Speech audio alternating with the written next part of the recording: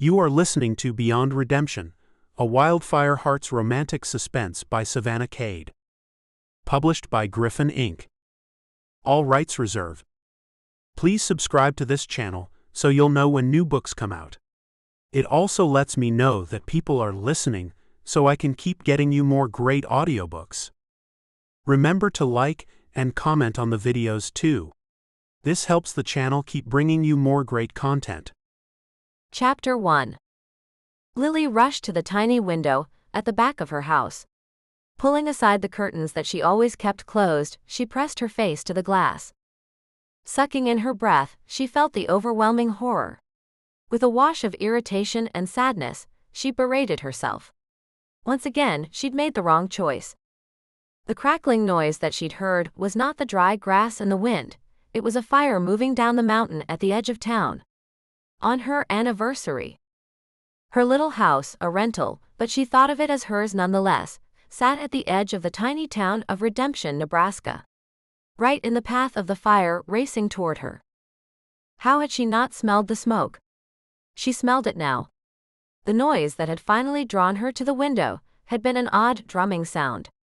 As she watched the animals rush past, she saw the noise was the running feet of more deer than she could count. She stared in horror as the animals rushed by, white tails up as they dashed for safety. Behind them she could see 4 coyotes. Beyond them, a bobcat followed along with 2 cubs. They each appeared like apparitions out of the smoke that rolled slowly toward her house.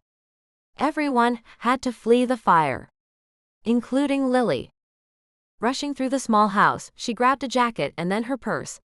She looked frantically around. What else did she need? She picked up the old bright yellow phone that hung on the wall, her finger lifting to dial 911. But the line was dead. Frantic, she turned as if she could see out the windows. But she kept the curtains drawn all the time. So she had to run back over, pull them aside and look. The flames came down from the hills, the front edge running orange and red. In the dim morning light, it seemed as if lava seeped from a volcano. Smoke billowed up into the air, and the wind blew it toward her house, making it hard to see where the fire actually was. How close it was getting. Now, Lily literally choked on it. It was inside her home, and the flames were getting closer by the minute. Lily's sister Ivy was best friends with firefighter Joe Houston. Lily and Ivy and Joe had lunch out together a few times, and Joe had talked about the fires she fought, and the people who escaped.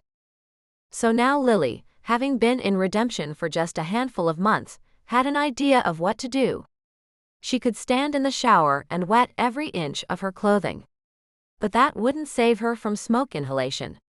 Instead, she pulled the towel off the hook, ran it under the faucet, then wrapped it up and over her face. Feeling the wetness, she already felt like her air was cleaner. She hadn't made it this far to die in a damn fire. So she fished in her purse for her car keys and rushed for the door. As her hand grabbed the knob, she stopped. She hated that her first thought was Ben. Could this have been on purpose? Had he lit the entire mountain on fire with the intent of driving her out of her home? What was waiting for her beyond the door? It was their anniversary. Lily had no choice. What was waiting for her if she stayed inside was smoke inhalation before her entire little home burned. The 1-bedroom cottage wasn't even 1,000 square feet. It was the only place she could afford, but the little house felt like the first thing that had ever actually been hers. Room by room she'd filled it with bright, forbidden colors. She got paint from the reject bin, and Ivy helped her find a couch and a bed and then had gifted her with a new bed set. Lily had chosen a gorgeous teal color. She had been inordinately excited at the prettiness of it all. She looked around now for one last time. The little house wasn't quite as bright now that she could see the smoke seeping in. If Ben was beyond the door, it was still less dangerous than waiting inside. But she couldn't resist taking one last look. She could do this. Though it'd be easier to sit in the little house and inhale the smoke, and just let it take her over. Lily grabbed the doorknob, and without thinking further, threw it wide and rushed out into the open space. Chapter 2. With the towel pressed over her face, Lily ran the short distance to her small car. Fumbling with the keys, she tried to open the door, hold on to her purse and think if she had forgotten anything. She climbed into the driver's seat and shoved the biggest key into the ignition. Then she took a deep breath and coughed as she started the car. Nothing. She tried again, but the car didn't even try to respond. What the hell? She tried again, and then she tried again and again.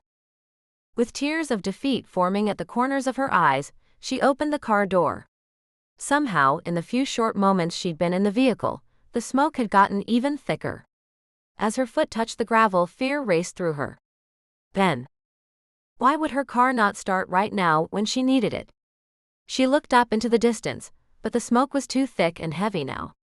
Through it, she could see tiny flashes of orange as the flames got closer. Maybe one of the neighbors could help. There were 4 little carbon copy houses out here at the end of the little lane. Lily looked around, checking to see what lurked in the shadows. She wouldn't put it past Ben to do something as insane as setting an entire mountain on fire just to force her out of her home. But there was safety in numbers. She ran across the yard and knocked on the front door. When there was no answer, she turned and jumped down, calling herself 7 kinds of fool. The car was gone. Sharon was already at work. Heading to the next house, Lily once again beat on the door. This time a child answered. Lily asked frantically, "Is your mom home?" He nodded and Lily stepped just inside the door. "Rebecca. Rebecca. There's a fire." "I know," her neighbor called back. "I'm trying to get the baby." "What can I help with?" Lily stepped further into the little house. She could do this. She could be useful, the thing she was always supposed to be and always told she did wrong. Rebecca appeared in the doorway, toddler on her hip. "I can get this. You go find help." "My car won't start." Her heart fell. Lily hated to admit that it all might be her fault, that Ben might have done this. That Rebecca and her kids might be in danger because of her. Just because she dared to exist as her own person. But that was ridiculous, Ben wasn't here. "Mine's in the shop," Rebecca said. The 2 women looked at each other with panic in their eyes. "And the landline is dead." Lily nodded, she knew. The 4th house was for rent, empty. No one to ask for help. It was just them and the 3 kids. "What can I do?" Lily asked again. But she questioned if it was smart for her to stay with Rebecca and her children. If this was Ben, then she might lead him to her new friend, to these sweet babies. Rebecca said, "Run. Find a signal and call this in." Lily nodded and bolted. In one jump, she cleared the front steps and ran. She aimed parallel to the fire. Cell service was spotty out here, maybe part of the reason for cheap rent. So Lily held the towel over her face, her breath coming heavy as she moved as fast as she could. She adjusted her purse and fumbled with the cell phone until the face lit up. She was grateful that at least one damn thing worked. Even in her own thoughts, she heard the curse word. She was a little more like Ivy every day. Maybe that was a good thing. Holding the phone high, she checked for service bars, and when that failed, she ran another 100 yards and tried again. Despite the towel, she started to cough from the smoke. The farther and farther she got from the little houses, the more she worried. The homes disappeared, enveloped in the heavy gray clouds like smoke taking over her life. She held up the phone again, frowned, and tried to turn up the phone brightness. Already, it was getting difficult to see. 2 bars. She hit the buttons 911, but got a busy signal. Her heart cracked and her mood shifted from fear to anger. How could they? Hopefully that meant someone else was calling this in. Lily tried Ivy next, hoping her sister would be able to come and pick her up. They could go back for Rebecca and the kids. After all, Ivy's boyfriend Luke was a firefighter too. He would know what to do. Letting go of the towel, Lily used 2 thumbs to make the call. But the smoke was fast and she began to cough harder. She had to lift the towel back up, holding it with one splayed hand, trying to breathe even though she was coughing. The smoke stung her eyes. And when she turned in a circle, she realized she was well and truly lost. She'd not managed to contact anyone. If they looked for her, they would check her house. Lily was alone. At least if Ben was out here looking for her, he would have trouble finding her. Telling herself Ben was not looking for her at all, she held the phone up one more time.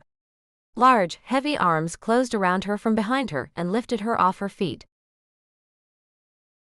Chapter 3. The woman looked as if she were trying to locate a UFO with her phone. As she turned, Aidan saw she had a heavy towel wrapped around her face. Smart. But she shouldn't be out here. Though the towel was helping her breathe, it was also blocking her ears. She clearly didn't hear him when he'd waved his arms and called out. He'd even lifted his face mask. The smoke was thick here and it wasn't safe. Still, she didn't hear him, and she started moving quickly away. Rushing the last few feet, unwilling to let her disappear into the thick gray again, he wrapped his arms around her and lifted her feet off the ground. She screamed. He could hear it through the towel. Well, she knew he was here now. Letting her go, he set her down, jumped in front of her, and waved one heavily gloved hand in front of her face. She fought for a moment, then tried to focus on him. It was much harder for her to do than for him. He didn't want to lift his mask again, not unless he had to. She squinted. She definitely had smoke and ash, and who knew what else in her eyes. The air had gotten thick with all of it. "What are you doing out here?" he yelled to be heard through the thick filters of his respirator. "Looking for cell service." She said it, as though it were the most natural thing in the world. The towel around her face told him at least she wasn't an idiot. Her tone, however, made her sound like a ditzy blonde. "Maybe you can make your call somewhere else," he offered, wondering at the tone in his own voice. When had he gotten so rude?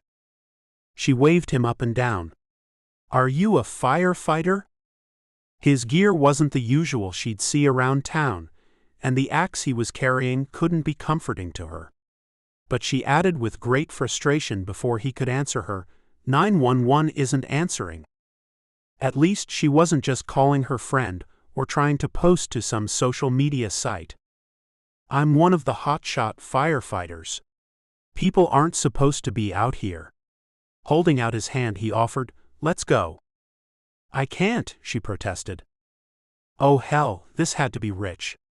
She was out in the middle of nowhere, obviously wandering lost, and Aidan couldn't even think of how she might have arrived here. "We have to leave." He tried again. But she pointed in the opposite direction. "My friends, my neighbors," she started to tell him, but then she coughed and caught her breath. "There are 4 of them. A mother." This time, her coughing fit lasted long enough that he could hear the damage in her lungs. But he waited and tried to find her his extra N95 mask. He didn't expect to need them for people who weren't supposed to be out here. His concern cranked up though. A mother usually indicated kids. 3 children, she coughed out. 1 infant. Well, hell. Maybe they'd all been out here camping and hadn't gotten the warning signals. She was right, cell service wasn't great. Hell, for all he knew, maybe she'd started the fire. But he wasn't his job, and she didn't seem like a total dumbass now. She looked like she needed to say something, though it was hard to tell with the thick fabric still wrapped heavily around her face. The dirt that layered it now told him how long she'd been out here, breathing through what looked like a wet bathroom towel. But she began coughing again, harsh and deep. Aidan was trying to get her to move, but the only direction she went was down. The woman doubled over, and then her coughing literally brought her to her knees. Scooping her up, Aidan started to move. But the woman flailed and screamed hoarsely, "My friends!" But even as he opened his mouth to attempt to calm her down with some comforting words, she flailed with her arm and knocked his mask off. The smoke flooded in, and he began coughing as bad as she did. Not again. Chapter 4. Aidan leaned over, hands braced on his knees. He'd had to set the woman on her own 2 feet so he could reposition his mask and get a few clean breaths. As much as it felt like he should put her mask right on her, he knew better and reminded himself he had to get his own breathing right before he could help anyone else. And she had knocked the crap out of him. The jolt and the sudden breath of smoke had him flashing back. Just quelling those memories was hard enough. Squeezing his eyes shut, he waited for the filter to remove the smoke that had seeped in and stung his eyes. "My friends," she cried out again. She looked as though she were going to run, but then had another coughing fit. Aidan grabbed her shoulders and looked her square in the face. "The only way to save them is for me to take you back to my team. Do you understand?" This time she looked up at him with wide eyes. Though they were bleary and blinking too rapidly through the smoke, he could see they were a brilliant shade of blue. Were the tears concerns about her friends, or simply a reaction to all the awful things in the air? She nodded. Holding his thick gloved hand out, he pulled her closer, helping her get to her feet again before he helped her adjust the thin face mask. Then he pulled the towel back around her face and mouth, just for extra protection. She coughed with the first breath, but Aidan told her, "Squeeze your eyes shut as much as possible and follow along." Damn, they needed to move. They needed to get to the command center if she wanted them to find her friends. Still, it took a bit to get her stabilized and moving. Then he tried to run. He radioed his team leader. They hadn't even been sure a woman was out here, but he said, "I found her. Smoke inhalation, mild damage, mostly fine. She reports 4 others missing, a mother and 3 young children, 1 infant." He trusted the woman on the other end of the line. The woman behind him, however, stumbled and held him back. She hadn't closed her eyes, but she was doing very well considering, and he told himself he didn't admire her.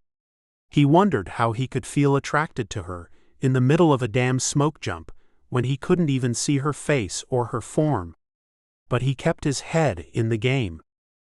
When she stumbled again, he simply reached down and picked her up, instructing her to hold the towel over her entire face. At least it would let her eyes rest and keep them from getting more damaged. He wondered how she would fare after medical treatment. "Where are you going?" she called out to him, finally lifting the towel for a moment. "You're just getting us more lost." He could see she was squinting and looking around. "Close your eyes." "I assure you, ma'am, I'm not getting us more lost." He tried not to look down at her, but couldn't miss the disbelief she managed to convey even with her closed eyes. He huffed. "I'm wearing a GPS tag. So even if I get lost, they can find me." He enjoyed the surprise on her face a little too much, and that she seemed to trust him a little bit more. He was grateful. He'd fully been prepared to save what they could and watch as the wildlife choked out. He'd not been ready for the slight woman in his arms or the feeling of loss when he set her down at last, having finally arrived at the central operations tent. The EMTs on location immediately took her, stashing her in the back of one of the ambulances they had ready. The air inside would be filtered, and Aidan stepped away as she began taking larger breaths, and her shoulders relaxed. Her relief lasted only a second before she began explaining rapid fire about the 4 little houses at the end of the lane, about Rebecca and the 3 children. Her words were punctuated by deep, heavy coughs. Still, Aidan was more than willing to put this woman and hopefully her friends in the checkmark column. Someone saved. Someone to help balance the scales. No matter what he did, they always seemed to tip precariously in the wrong direction. Chapter 5. Lily stood stock still, her hands clasped together, breath held, waiting for Mindy's reply. "I was thinking about changing the uniforms anyway," the older woman said. But Lily still didn't let out her breath. Not until the woman turned and looked at her and said, "Oh dear God, honey. It's okay." Lily managed a nod, but that was about it. Was it okay though? People often said it was okay because that's what they were supposed to say. No, really, babe, Mindy insisted. Reaching out, she pulled Lily's fingers apart. It's not easy, Mindy admitted. Lily understood she was talking about the business, and losing all of Lily's uniforms and maybe more. But Lily wouldn't make her miss an employee, not if she could find something to wear. The diner was great for her. It paid her mostly in tips and kept her rent covered. Important to a woman with no degrees beyond high school. Now, Mindy was offering Lily a way out of replacing all the uniforms damaged from smoke. Thank God. There had already been repairs for the car, a connection that might be old or might be cut, and she didn't know what else the little house would eventually need. The hotshot teams had managed to save her home, for that she was grateful. But it was going to be several weeks before she could get back in, sort through her things and find out what could get cleaned and what was a loss. All of that was only possible because Ivy and Luke had been paying renter's insurance for her. Lily's heart broke again when she thought Rebecca and the kids probably didn't have insurance at all. Part of the problem was that there was still smoke blowing through the area. So the timing, as crappy as it was just an estimate. It might take longer. Lily had pushed herself to come into work and explain it all to Mindy. I really was thinking about changing the uniforms anyway, Mindy mused, then paused.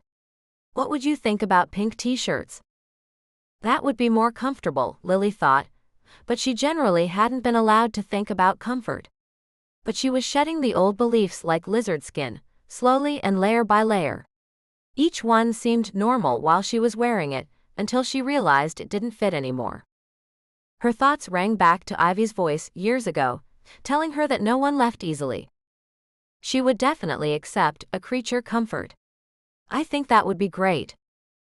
Maybe black pants and sneakers, Mindy was saying. It would fit better and you could choose your own. The woman reached up and picked at the starchy polyester collar. We'll think about it. In the meantime, I've got a loaner you can wear for today if you want to work. Once again, Lily was thrown for a loop. No one had ever asked her if she wanted to work before. Could she just say no? Lily and Ivy had been brought up in a strict fundamentalist household. Work was how women worshipped God. And while Amish kids were encouraged to take a rumspringa when they were teens, the twins didn't even get that. Everything had been discouraged. Though Ivy, Lily, their older brother, and some of the other kids had occasionally snuck out and gone to clubs, when they'd eventually been caught, Ivy had been excommunicated at only 16. Their father hadn't cared that Lily's twin wasn't legally old enough to be on her own. He said that only God's laws applied to their family. Then it was whispered in their ears the second they moved the slightest bit out of line. Remember what happened to Ivy? Lily knew if she didn't do everything he told her, he would just kick her out too. Nothing had been the same since Ivy had left. And Lily had regretted her choices every single day. It wasn't as if she hadn't paid for them, though. When she had first gone into the domestic violence shelter, which Ivy had talked her into, the shelter insisted on putting her somewhere away from redemption. If Ben came looking for her, he'd surely check to see if she'd fled to her sister. Lily didn't think Ben would be able to find Ivy. She'd barely found her sister herself. But she needed the shelter, and they'd hooked her up with a small job, food benefits, and more. When she'd graduated, they suggested that she not live close to Ivy. But Lily had too much to make up for, and after all, it had taken her 3 months and serious twin hunches to find Ivy in the first place. Surely Ben wouldn't be able to figure it out. He sure hadn't figured it out yet. It was good to be close to her sister, even if they were sitting on a reluctant truce. Ivy had been so thrilled and focused on getting Lily on her feet that she'd not demanded the explanations and apologies she was more than due. Lily had only told her sister that the shelter had her file divorce papers, and Ben had immediately signed them, seemingly glad to be rid of her. She hadn't said any of the rest. Things would be better, she told herself. But this fire felt like God testing her. Was God mad that she had left Ben? Because that's what her father and her family and her church sure seemed to believe. No one was all that mad at Ben for what he'd done to her. She couldn't keep looking over her shoulder. Ben wasn't here. So she assured Mindy that yes, she wanted to work. As much as Ivy and Luke were helping out, and that they'd saved her with renter's insurance and she was grateful, she now owed them for all of it. She didn't fit in their tiny house, despite their generosity, but she had nowhere else to go, and the insurance wasn't going to cover everything. Not even close. So Lily would wait her tables with a smile, collect her tips, and try to figure out how to apologize to her sister. Chapter 6. Aidan sat at the bar at Snafu, cold beer in hand, wet hair slicked back, finally feeling clean. Feeling dirty was fine, just part of the job. But when the job was done, he was first in line for the showers. Now he felt like he was home. However, the job wasn't completely done. The Eagle Rock team had been sent home, leaving 2 other teams to finish containing the fire. He could live anywhere within a decent drive of the base bunker. Since that was close to Redemption and his family, Aidan figured it was time to move back to the town where he'd grown up. Given the location of the fire, they all convened here in case things changed and they got called back. While they waited, they unwound, slept, showered, and checked and cleaned every piece of equipment whether they'd used it or not. The work wasn't done, but this night out at the bar, this felt almost necessary. Next to him, Trevor tapped his empty glass onto the wood surface and motioned to the bartender. "Another one?" Aidan asked him, only halfway through his own beer, nursing it slowly. He needed the flavor on his tongue and the cold flowing down his throat. "I'm not driving," Trevor reminded him. It was Shauna who nudged Aidan from the other side. She had been turning slowly on her bar stool while she drank, just taking in the room. The more he got to know her, the more he liked her. And the more Aidan wondered if maybe she hadn't been a police officer in a past life, or a mafia hitman, the way she guarded her back and always checked the room. She grinned at him. "I think that's your girl over there." Turning to look, his heart tapped a little faster. Even though Aidan didn't want to admit to his own curiosity, he checked the booth where she pointed. Of the 3 people, he recognized the couple that sat together on one side facing him. His disappointment washed through. He tried not to let Shauna see it. But she did. He explained, "That's the town librarian.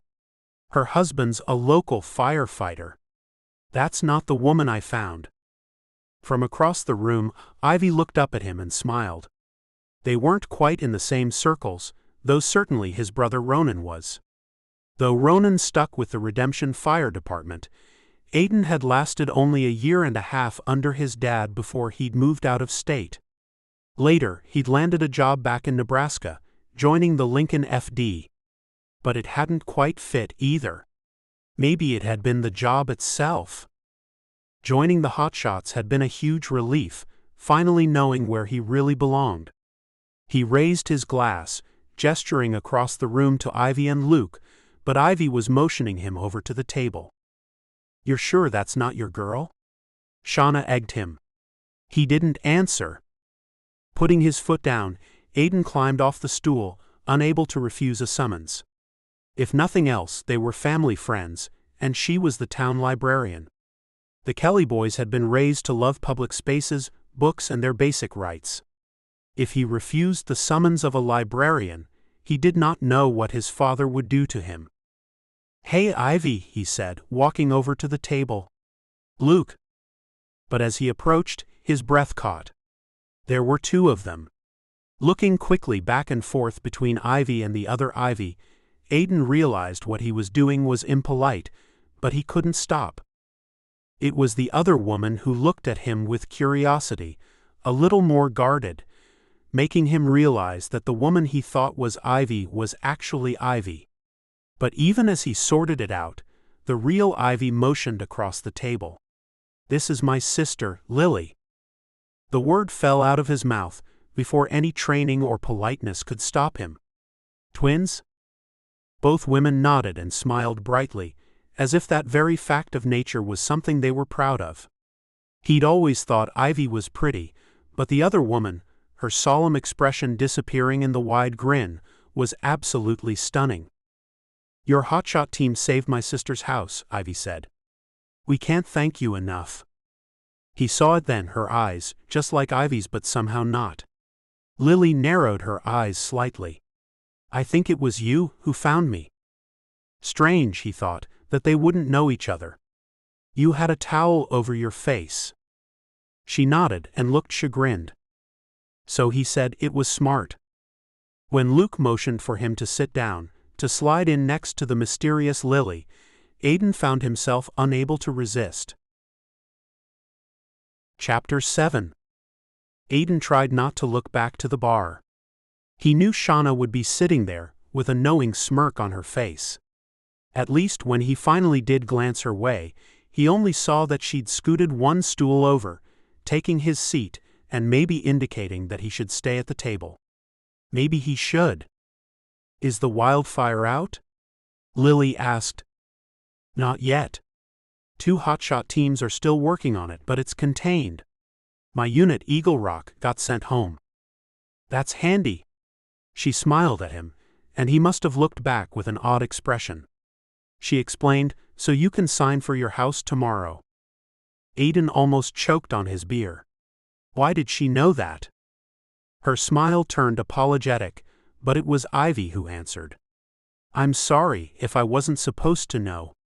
But your dad came into the library asking how to do a last-minute power of attorney so he could sign for the house for you, if you were still out on the job." That made sense, but reminded Aidan of one of the odd things about small towns. Everyone knew everyone else's business. Of course, his dad had gone to the library to figure it out. His parents hadn't quite converted over to online searches yet. Ivy probably knew his new address already. He told himself that it was a good thing that he was with the hotshot teams. He could live anywhere within an hour of the bunker. Ronan had been making fun of him for not having his own house and being a grown-up. Still, Ronan was the only one who'd stayed in town. Tag was still out of state. Aidan had been too, until now. It meant Ronan was the only one here with their parents, and though no one wanted to admit it, the Kellys were getting older. The hotshot job meant Aidan could live in redemption and not have to serve under his father. He and his dad rubbed the wrong way on the job. But this way, if anything went wrong, he'd be here.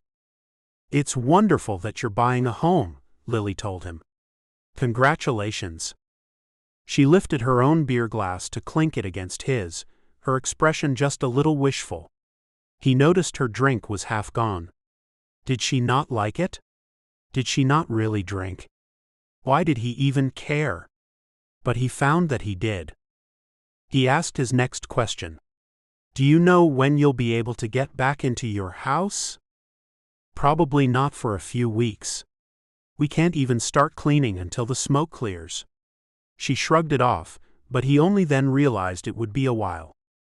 "The wind is blowing all the smoke right through your place, isn't it?"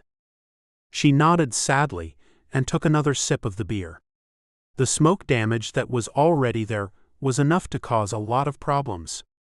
But it wasn't safe to go back yet. Even though the fire was contained, it was still producing a lot of smoke, and that was all rolling right through Lily's area. He remembered everyone being glad that the area wasn't heavily populated, but for Lily and her friend that didn't matter, they were just out of luck. The smoke was dangerous by itself, not the kind of thing she could just live with until the fumes passed. It caused damage to the structures and the things inside, including any people. "If I'm here when you get back in, I'll help you air it out. Show you the things I've learned. I'd really appreciate that. I need to get back into my own place as soon as possible." There was something in the way she said it that grabbed him. He understood. People hated being away from their home, all their belongings were there. She couldn't even see what could be saved until the smoke dissipated. But there was something more to her need. "I'm staying with Ivy and Luke." She motioned across the table. "They're being wonderful to put me up. but I loved having my own place for once." He could see that those were just the only words she was willing to say out loud. "You could stay at my place." He didn't know why he said it. He watched as every mouth at the table dropped open and then closed and then quirked. It was definitely an unusual offer. He barely knew her. He only knew that her face was identical to the woman sitting across the table, and hardly anything more. Aidan told himself that everyone in town trusted Ivy. And if he'd made a mistake, Ivy would pull him aside later and warn him. But she didn't. "I can't live in your house." Lily protested immediately, offering him a way out of his blunder. Still, there was something about the odd giggle under the words, the shy grin, and the way that she looked away, that told him she wasn't merely protesting an overly generous offer. There was something more to the idea that she couldn't quite wrap her head around. "No," he said, "I sign for it tomorrow. I get the keys, and I'm going to move in a few pieces of furniture from storage. But then I'm in the bunker for the next week. I have to be on call. So I'll be out the whole week, and that's assuming we don't get called out on the fire, which," he waved his hand toward the windows across the bar as if that explained his point, "is not likely." It was high wildfire season. Ivy and Luke at least knew the fires had been worse and longer every year for the past decade. In fact, last year, there hadn't even been an off-season, only a few slightly less threatening months. "Chances are, I won't be back until your place is ready. And honestly, I like the idea of someone being there." He also liked the idea of getting a big dog, but he didn't like the idea of having a roommate. She wouldn't be that, he told himself. He'd outgrown the idea of a wife and family. Lily wouldn't be a roommate. She was just someone who needed a place while he needed a house sitter. He reiterated the idea, and couldn't help but catch the look that passed between Ivy and Luke. If he was reading it right, their house was too small for the extra guest. Or else they just needed their space back. Maybe he'd made the offer as a way to get Lily's number. It would be an easy excuse to get to know the pretty blue-eyed blonde, the one he'd been attracted to even when she had a towel over her face and screamed at him for trying to rescue her. She didn't quite agree to the arrangement, but she didn't say no either. So he got her phone number. Then Ivy and Luke bought around for all the hotshots at the bar to say thank you for saving Lily. They talked about the library and his dad, and Lily asked him about wildfire fighting, until Ivy and Luke commented that it was time for them to be getting home. Ivy had work early in the morning, and so did Luke. Aidan wasn't quite sure why he felt reluctant to have them leave, but he said goodbye to the trio and headed back to the bar. When he joined his teammates again, he sat on the outside of the line, taking Shauna's old seat. He slid easily into the conversation about the job, the saves, and the 4 little houses that weren't burned up because of their team and Lily alerting them. He told them what he'd learned, that Rebecca and the kids were safe, that Lily had managed to fetch her car, and so on. He felt the movement on his other side then, a new patron sliding onto the stool next to him. Not one of the hotshots. Assuming it was a local, and given he had grown up here, he figured he might know the man. So he turned to say hello, and realized he didn't.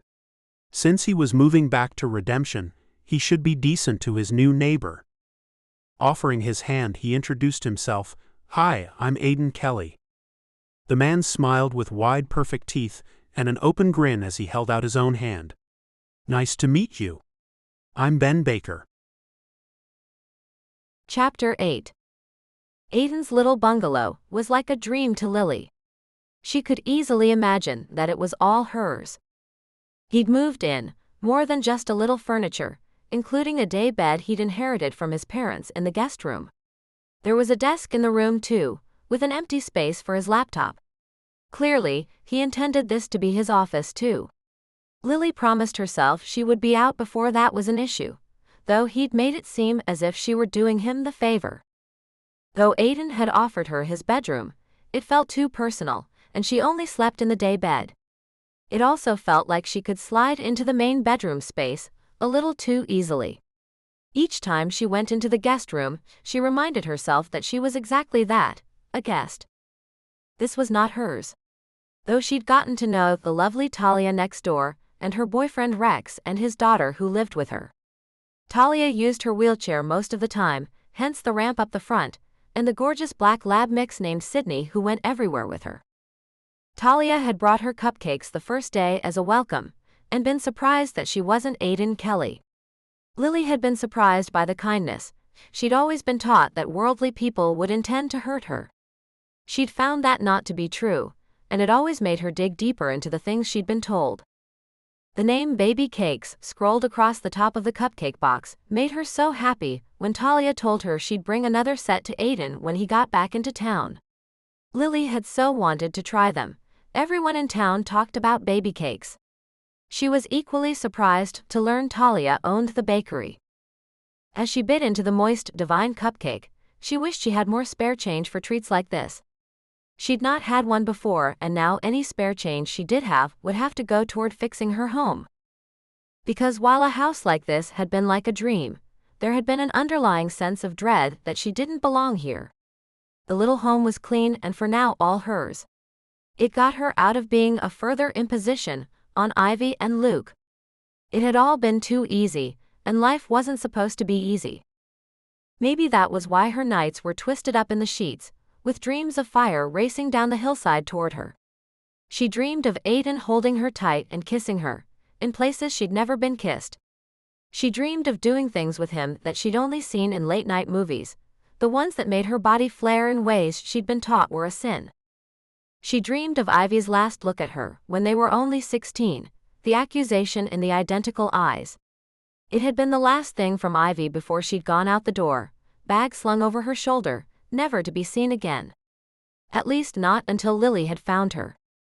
Lily had spent months at the shelter, none of it good, but all of it better than when she'd been with Ben. All of it better than her growing years, if only because they listened to her, and she got to make her own choices. At the shelter they had helped her file divorce papers, and they'd all expected a fight from Ben. These controlling and abusive men, Lily had learned that at the shelter, didn't go down easy.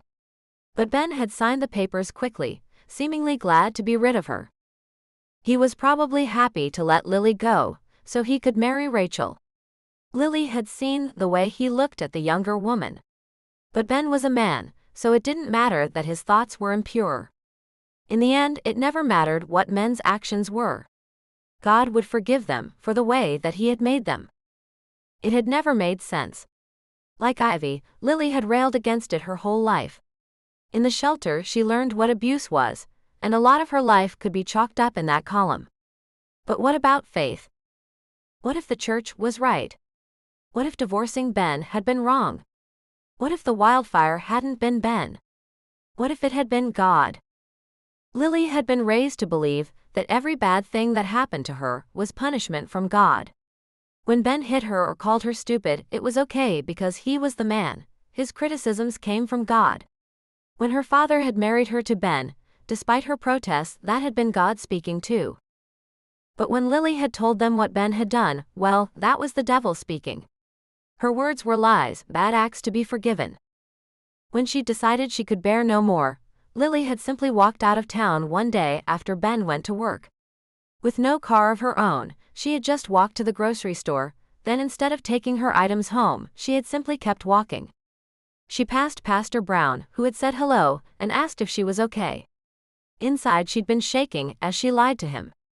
Another sin against God. Or was it? She'd hitched a ride out of town, and bought a bus ticket to Kansas, and stayed in a cheap cash motel under a different name. Lily had learned to use the internet. The supposed instrument of the devil had helped her find her sister. That had all seemed good. Then Ben had signed the papers freeing her. Ivy said it was a good thing, but in Lily's heart she worried that she'd done the worst wrong thing. The problem was that she didn't know what to believe. She didn't know what not to believe either. All the things she'd been told growing up, they couldn't all be right. But they couldn't all be wrong, could they? So now, in her heart, she knew something was wrong. Despite the pretty house, her wonderful friends in town, and her sister, the other shoe was about to drop. Chapter 9. The ride to Lily's house was long, and Aidan noticed her silence. When he'd returned, the exact day he said he would, she'd seemed jumpy. She was ready to take her things and leave within 5 minutes of him arriving. Aidan told her it was fine. He told her to wait for him. Lily had, but she acted as though he'd caught her squatting in his home rather than that he'd invited her, given her a key, and asked her to stay. On the phone, she'd insisted on moving back last week. Even though he couldn't quite say why himself, he'd talked her into staying. He could do it again. They've cleared your home, but it's still smoky. Then why would they tell me it's safe? She'd acted like he was crazy, and maybe he was. Did he just want her to stay? Or did he really think it might be bad? The air quality is below legal levels. That doesn't mean it's good to live in. Living in a home with smoke-saturated furniture and carpets isn't healthy. Ivy and I are going to start cleaning them, she'd protested. Perfect, but stay at my place until it's clean. It had taken a little more to convince her. They had talked about cleaning carpets while he thought about kissing her. They talked about steaming the furniture when he wanted to steam the windows. Why was he so attracted to her? He'd never really been attracted to Ivy. The librarian and Lily looked just the same. Yet here he was, thinking about how much he liked having her in his home, and how he irrationally wanted more as she sat on the passenger side, her elbow propped in the open window, the wind whipping her hair. Her hand moved periodically to her mouth, as though she were going to chew her fingernails. Then quickly she would remove it, as though she'd caught herself. Something was up, and she hadn't told him what. Parking in front of her small house, Aidan once again looked at the place critically. The slight sag in the corner of the roof worried him. The porch creaked. He noted the old car and dirty toys in front of the house 2 doors down, and the sagging spring wreath on the door next to hers. Was she safe out here? He wondered, but he didn't ask. Lily put her key in the lock and let him in. He could smell it immediately, despite the fact that things had clearly been moved. The lines on the carpet showed where it had been soaked and then dried untouched. Lily stopped in the middle of the small living room, her fingers splayed oddly at her side. She looked around and then stopped. Without looking back at him, she said, "I'm going into the bedroom to grab a few things." Kneeling down, Aidan put his nose to the carpet and didn't like what he smelled. He called out, "The carpet will need to be done again." The curtains were off the windows, that was good. But he leaned over and sniffed at the furniture next. It might have to be trashed. From the looks of the place, Lily didn't have the money for professional mattress cleaners. He called out again, "I'm concerned about the furniture." Once again, she didn't respond. Frowning, he headed toward the lone bedroom, but Lily wasn't gathering things. She was simply standing in the middle of the room. She looked the same as she had in the living room, arms ramrod straight, fingers splayed out. Almost as if she wasn't breathing. Was she in a trance? "Lily?" he asked softly. She jumped, startled, and turned slowly to face him, her eyes frighteningly wide. Then she covered it and smiled at him in an awkward move. Ivy had warned him about Lily, but she hadn't told him anything that made him concerned about the woman being in his house. She'd mentioned that they had a strict fundamentalist upbringing. That while she'd gotten out at 16, Lily had escaped barely a year ago. Maybe that was the problem. "Is it me?" he asked. "Should I not be in your house? Is it that we are alone and not married?" "No," she said, the word sharp and dismissive. Did he trust her answer? He thought about it, then realized it didn't matter if he did or didn't. It was her answer. He tried again, "Is it the work?" Even he felt overwhelmed by it, and this wasn't his home or his life that had been destroyed. "No," she replied. This time the sound was smaller, but she still hadn't moved. In a voice so soft he almost didn't hear her, she whispered, "Someone's been here." Aidan twitched at the sound, but quickly dismissed the problem. Of course, someone had been here. The firefighters had doused the houses to keep them from burning. They'd come back and checked the old structures, afraid they would catch relatively easily. But likely those people wouldn't have come inside. "It was probably Ivy and Luke," he told her once his mind connected the obvious dots. "Are they coming to help?" "That's not it." She shakily pointed to the dresser. There were no pictures on the surface. No mirror. No makeup or perfume out. There were only two things on the surface of the dresser: a hairbrush and a small stack of stationery with the name Lily Baker in black script across the top. She pointed to those items, her eyes wide with terror. Chapter 10. All her blood turned to ice. Lily had first noticed the living room furniture was not the way she and Ivy had left it. There was also a small TV Lily and Luke had bought for her. It had been turned around to face the wall. That was a sign, and it made her afraid. But she'd been repeating to herself again and again that Ben had let her go. Lily had not expected Benjamin Baker to sign divorce papers. Her husband was trying to work his way up through the godly community, and desperately wanted to be the leader of their little sect. It had made sense to do that with Lily at his side. But she'd heard him and Papa talking more than once about how she was out of line, how Ben needed to take her in hand, smooth her rough edges, bring her closer to God. Lily had tried. Her family and the church were the only people she'd ever known. Also, she'd seen what had happened to Ivy, and she regretted her part in it every day. She remembered the fear when she accused her father of lying. He'd slapped her hard enough for her ears to ring. The mark had lingered for days. Then he told her that he hadn't lied, he was just delivering the word.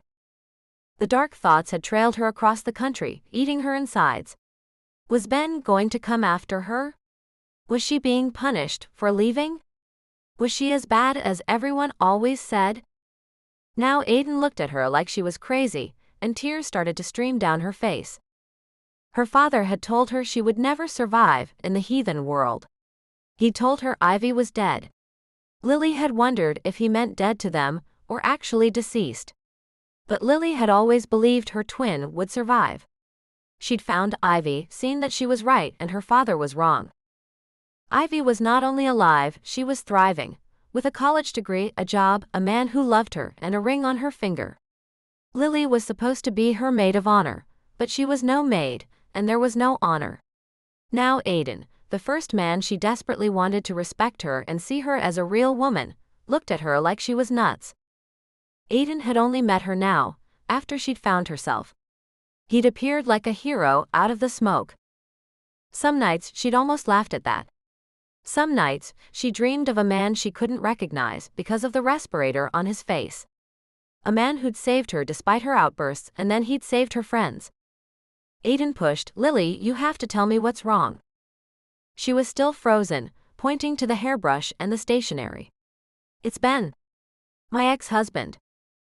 Aidan frowned. In this world people married and divorced without hesitation.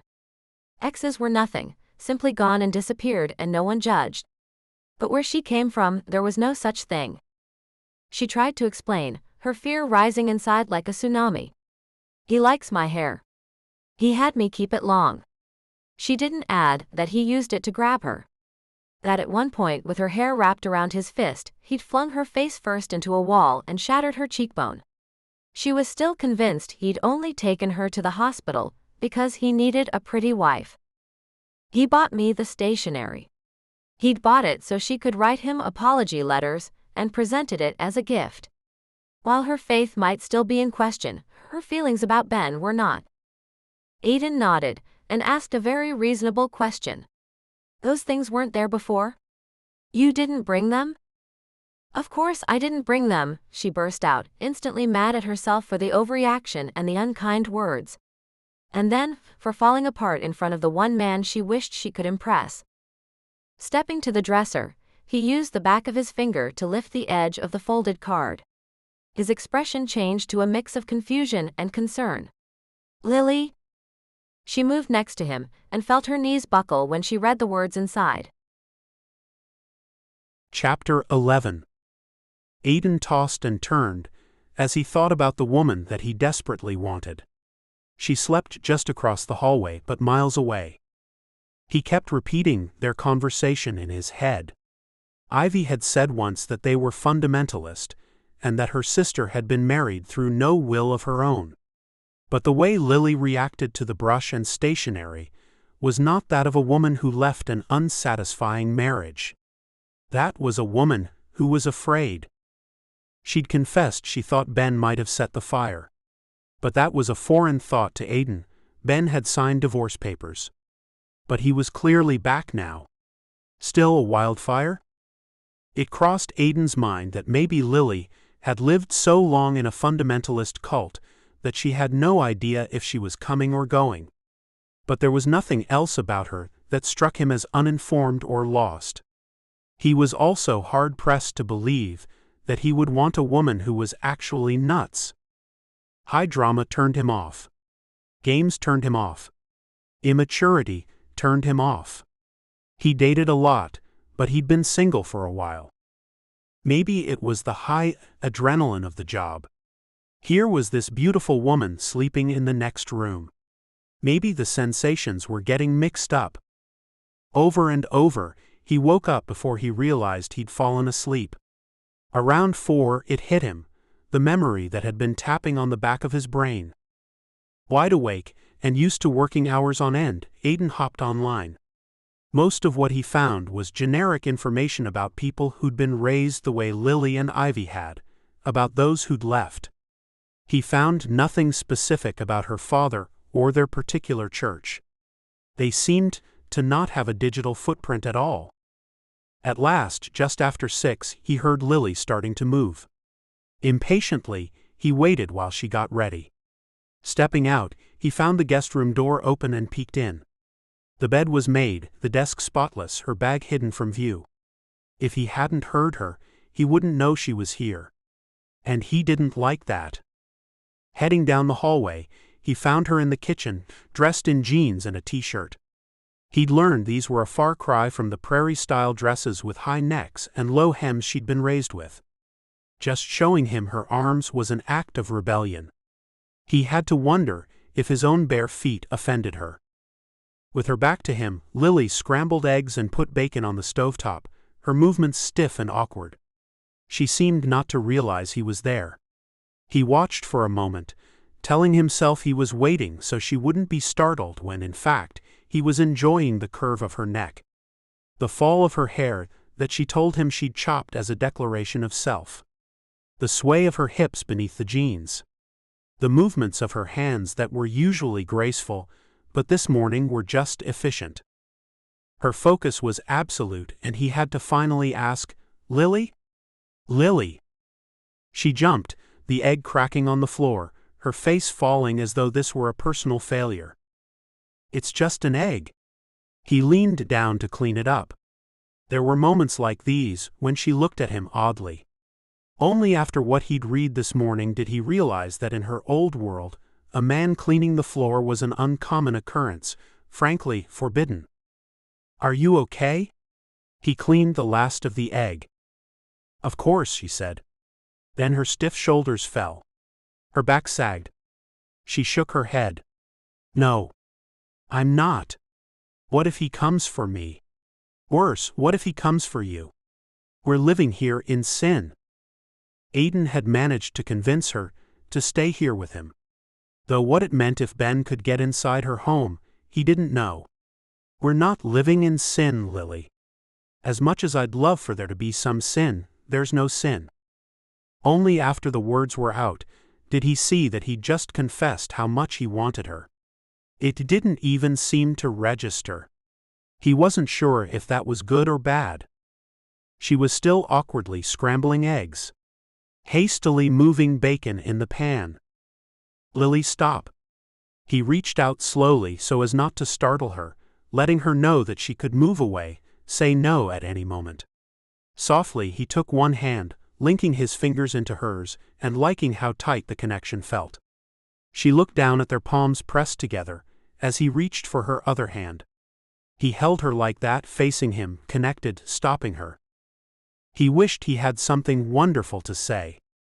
Instead, it was the exact opposite. Chapter 12. Just when she thought it couldn't get any worse. Aidan had met Ben. Her ex-husband had come into the bar just after she and Ivy had left. The words written inside her own stationery were, "It's time to come home, lamb." Why would he want you to come home? It was difficult to answer while her brain and gut were churning. Gently shaking off his hold, Lily braced her hands on the sink. She might lose what little she'd already eaten. Aidan asked quietly, "Why is he back now?" "He signed the divorce papers." Lily spoke even as she put the pieces together. "So that he can make me remarry him. They'll make a big production out of the lamb returning." She turned, willing herself to look at Aidan, afraid that he didn't believe her. While he did look a bit confused, at least he didn't look like he doubted her. "You're the lamb?" Lily nodded, her stomach churning again. "There's a parable in the Bible about Jesus and the lost lamb." Aidan frowned. "Yes, it's about not excluding people who are different." "Well, I've only recently learned that that's how other people understand it. In our church, it's about someone trying to be different and wanting to leave. Jesus fetches them back." Lily watched him visibly recoil. How much had her sister told him? It would likely never be enough to make sense. "Our father is the leader of our church community. Marrying me put Ben in position to become the next leader." "Then why did he divorce you?" "I thought he was letting me go." Lily sighed. She could see her fingers gripping the sink, and she wondered if she could crack the porcelain. "I think now that he did it so he could bring me back. Then he's the victor, the man of God, who offers me grace and forgiveness." "He can't make you go back," Aidan told her.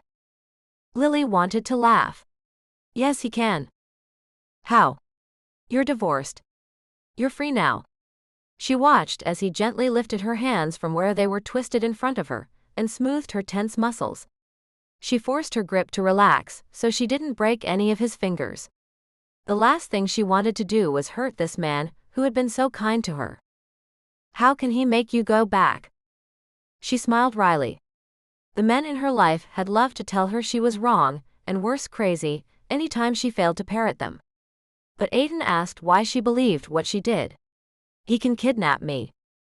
"I won't let that happen." She appreciated that Aidan believed that he could stop it. "He can force me." "How?" "You don't belong to them." "I have younger sisters, a mother." She watched as it sunk in. Aidan took a moment, but came to the obvious conclusion. "That would mean that your father is going along with this." "Of course he is. Ben wouldn't make this kind of move without my father's approval. He didn't divorce me without it either. It must have been the plan all along." "Your father would use your family against you?" Her heart sank. She had never explained to Ivy what really happened. It always seemed like an excuse, and Lily didn't want to make excuses, but there had been no good choices. What did it matter now? It was her fault anyway. Maybe she should go back and take whatever punishment was required of her. But Aidan startled her. "What would make Ben not want you?" She hadn't thought of that before, but what would make it impossible to go back and be the good, repentant wife? "Can you be bad? Is there something unforgivable that you can do?" Lily smiled. "The worse I am, the better they look. Their forgiveness gives them grace and power. Is there something that could happen to you? Some change?" He pushed. "Can you join the Satanic Church?" She laughed. "Even that wouldn't do it." "What if you get married?" "He can't make you marry him if you're already married." "Who would I marry?" "Me," he joked. "If it gets you out of this." "I appreciate that. But I would need to actually be married." "Okay." He looked startled by his own offer, and Lily wanted to laugh out loud. "You can't marry me. We haven't even kissed." No more were the words out of her mouth than his hands were in her hair, his lips on hers, and her breath completely stolen. Chapter 13. Her entire body reacted to his touch. Her eyes closed as if seeing him might be too much, as if he might stop if she looked at him. Would he see her desire, and would he want it if he did? Her head tipped back under the soft pressure of his mouth, her lips prey to his sweet invasion. Her mouth moved of its own accord, replying to the question his tongue asked hers. Sensation pooled between her legs, though he'd not touched her other than to kiss her. It was divine. Needful. Sinful. He stopped to suck in a breath, but Lily's reaction took over. She pushed up on her toes, her fingers lacing into his hair this time, no longer the plaything but the victor. He breathed out a moan, or did she imagine it? Either way, he sank into the feel of her kissing him back. His mouth moved harder this time, the sweet invasion over as they now tried to taste their way toward a release she couldn't quite imagine but knew she wanted. Each time she breathed, she moved against his hard chest and she reacted with every cell. Her hips sought connection too, pressing forward until her body was fully against his, clothing be damned. Her legs wanted to wrap around him, craving something she'd never considered before. She didn't know she could want a man like this. Lily held on to him and this fire, afraid if he let go he might change his mind, he might never kiss her again. His lips left hers, as he leaned just a little back against the edge of the counter. Like a magnet, Lily followed him, keeping herself aligned to every inch of his length. With one foot on the ground, toes pushing upward, she lifted her other leg, letting his thigh slide between hers. She chased his kiss, the need in her a new and startling drive. This time she knew he'd grown just a bit. His hands tipped her head to the side, and his mouth traced her jaw and her neck. She was somehow both tense and melted under his touch. Unwilling to stop, but ready to agree to any request, verbal or physical. As he shifted, she must have let out a cry at the tension that he stirred there. This had to be sin. Only now did she understand the seduction of it. But she didn't care. He touched her reverently, fingers tracing her jaw as his mouth found the lobe of her ear. Did he whisper something? She couldn't process it. Moving on sheer instinct, Lily returned the favor. The feel of unshaved stubble was sexy for once. The strength in his jaw and his hands wasn't to be feared but sought. Innately, she knew how to flick her tongue, tasting and nipping at the muscles at the side of his neck. She just felt the blazing heat of his touch, of skin on skin that was reserved for the marriage bed. Or was it? Something this needful, this inherent to her system, had to be divine. She sucked in air even as she pressed into his touch. Aidan pulled back, looking at her as his hand pulled away. Was the moment gone? They stayed there, legs intertwined, torsos leaning back as if they could give each other space. Mouths slightly open and breathing heavily, they stared at each other. Was he as surprised as she was? Surely not. Surely this was nothing to him. But Lily questioned everything. Ivy had told her to read romance novels, and she thought the things described inside were ridiculous. No one felt that way at a man's touch, Lily knew. The things she'd seen on TV shows and movies, where women swooned, where they believed only one particular man was for them. Lily didn't believe that. She'd only ever wanted someone gentle and nice, and that was not who her father had chosen. There had never been a moment when Ben made her want him. In fact, there had certainly not been any touches like this. How had she gotten to be this old and not known that this existed, this sensation that shook her to her bones? Her head reeled. She craved more, and again figured that maybe it was in fact the sin she'd always been told it was. For the first time in her life, she felt need for a real man. Her phone rang, jolting her once again. She pulled away from Aidan. He wasn't moving to hold her there, so she tried to keep a smile on her face as her heart crumbled. It was over. Reaching for the phone, her heart sped up, but for an entirely different reason. It was the Redemption Police Department. They were likely calling about evidence they'd collected, after she and Aidan called in yesterday. Did you see the second note under the first? The officer asked her. There was a second note? Aidan's gaze snapped to hers. Yes, a second piece of stationery in the pile, right underneath the first, was in the same handwriting, Ben's handwriting. Lily had recognized it. It said Ivy too. Chapter 14. We can do this today. Aidan ran his fingers nervously through his hair. He hadn't liked Ben's note even before he understood the lamb reference. Now Ivy was getting threatened as well? Still, why was he pushing her into this? Marriage was a big deal to everyone, and it had to be so much more to Lily. But as he waited for her response, Aidan knew why he pushed. He'd been here before, he'd made the wrong decision and seen dire consequences. His best friend Jason had an obituary page in their high school yearbook. Vernon's picture hung on the wall in Firehouse number 12. There were others along the way, recurring faces in his dreams, bodies found in homes, sometimes people, sometimes pets. They all hit Aidan hard. Sometimes he dreamed of the screams of a little girl trapped on the third floor of her home. They hadn't been able to get to her in time. That was the job, though. He'd been warned when he signed up that he couldn't save them all. Those weren't his fault, but others were. Like Jason. His friend had stolen a police cruiser their senior year. It was just a prank, and they'd cheered as he blasted off at 100 miles an hour, sirens blaring. They'd laughed when officers chased him, not knowing it was all about to go so wrong. Jason's stolen car had plowed into a telephone pole. Aidan was on the wrong side that night. With Vernon, the comms had been down, and they thought they heard the order to vent the building. Both agreed it was the wrong thing to do, but orders were meant to be followed and timing was crucial. So they grabbed their axes and swung right into the wall, feeding oxygen to the beast of a fire. Aidan still had a few scars on the back of one hand. Vernon died in the hospital a week later. It was part of why he'd left to join the hotshots. Aidan had been on the wrong side of that one, too. He would not be on the wrong side of Lily Dean. Look. He held his phone screen up. The courthouse is free today at 4. It really was not a decent wedding proposal. But the drive in him to make this happen was strong enough to push her. I'll call my brother and Tierney. You get Ivy and Luke to come. Are we surprising them? She asked with a grin. That sounded like it might be a yes. If you want. Lily paused then, her expression turning serious.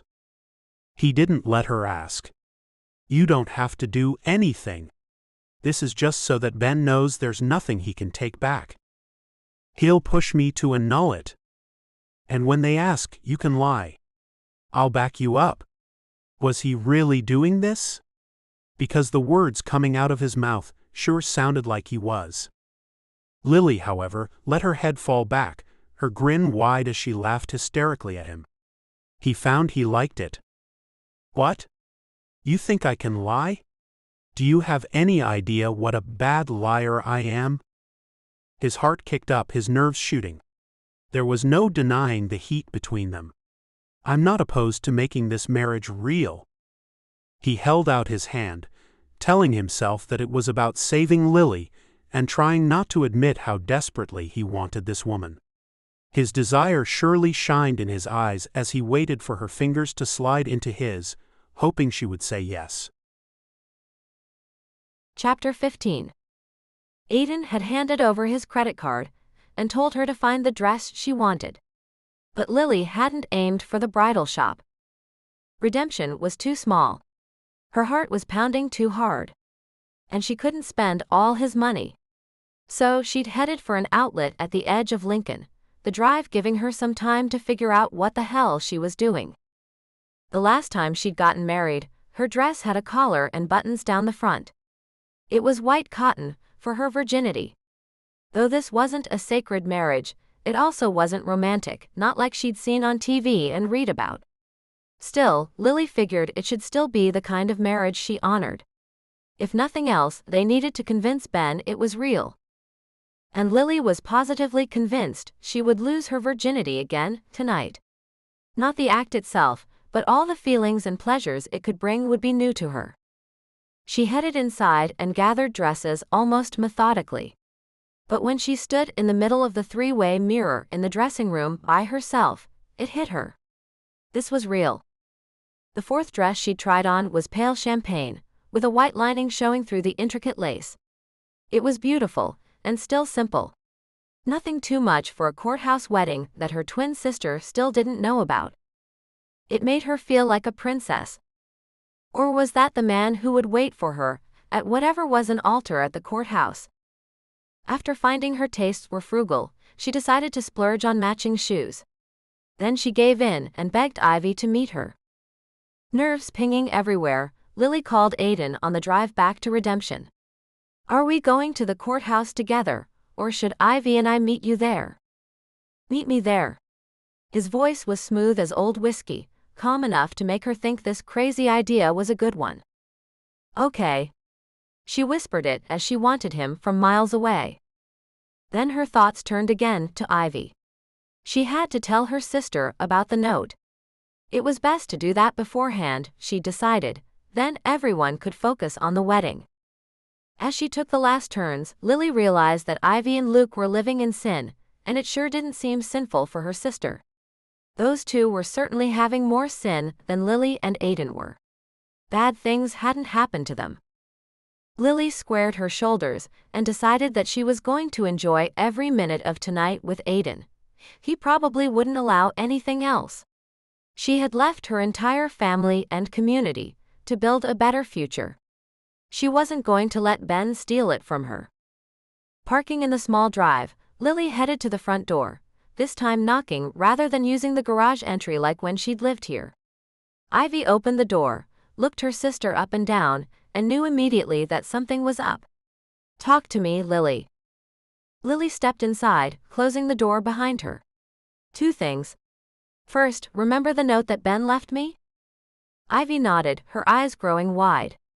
Clearly, that was not what she'd expected Lily to say. There was a second note. It said Ivy too. Lily sucked in a breath. "I'm so sorry. I found you and I led Ben and Papa right to you." Ivy shook her head. "You can't think that way." "But it's true." "It's not." Ivy stayed calm in the face of Lily's distraught tears. "They would have found me sooner or later. So maybe it's better that they did. Now there's two of us." Ivy paused. "If we stand together, they can't take us. You're not thinking of going back, are you?" Lily felt her head spin. If we stand together.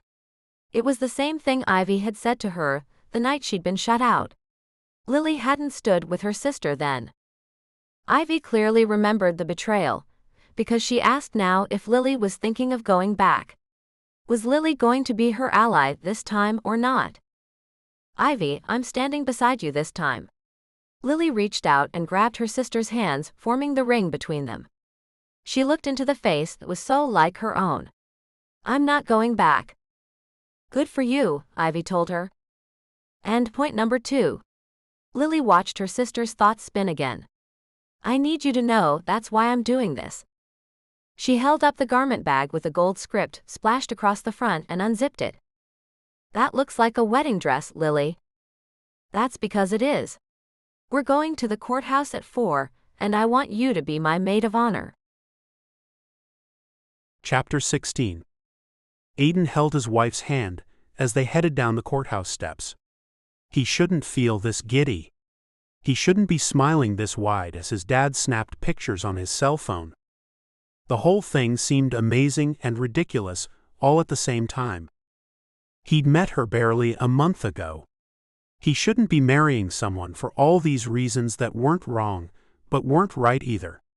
He squeezed Lily's hand, feeling the rings he'd put there. She squeezed back, her smile bright. For a moment, he told himself it was real. He'd surprised her when he slipped the engagement ring on her finger as they waited outside the courtroom for their turn. Her small gasp had been sexy and sweet. "You got me a ring?" "Of course," he'd whispered it in her ear, breathing in the subtle perfume she'd worn. We have to make it look real." Her smile had faltered. Aidan couldn't put his finger on what had changed, but something was definitely gone. He'd been trying to get it back. She'd gotten a killer dress, and his breath had faltered when she stepped out of the car. Ivy had followed right behind her, carrying 2 bouquets for them. Clearly, she'd told her sister what was happening.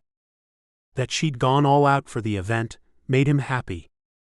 As he smiled for the camera, he thought about having this picture hanging over his mantel. It didn't scare him, though maybe it should. He hoped his dad or Luke had caught the moment when the judge had announced he could kiss his bride if he wanted to. Aidan had ignored the rest of the world, until shouts from Ronan and Luke had made it clear they should get a room. Tierney had been stuck in class, and Ronan mentioned several times how she was going to kill him for having missed this. But his mom and dad had made it. His mother even cried as his dad beamed. "Hold your rings up." Luke called out, then snapped another picture. Aidan had not only gotten her an engagement ring, he'd gotten them matching wedding bands. Simple but solid, it was hopefully something she'd love, and he didn't question why that was important. Lily smiled as she showed off the rings, tipping her hand one way and then another. Only then did Aidan realize she likely hadn't had an engagement ring the first time she got married. Jewelry other than a plain wedding band was generally frowned upon. Her wide grin covered the words, "It's good. It looks real." Aidan finally understood what he'd done earlier. Oh hell. He'd held her hand tighter, pulled her in close, and whispered in her ear, "Maybe we can make it real." Chapter 17. At the door to the small cabin, Aidan called out, "Wait."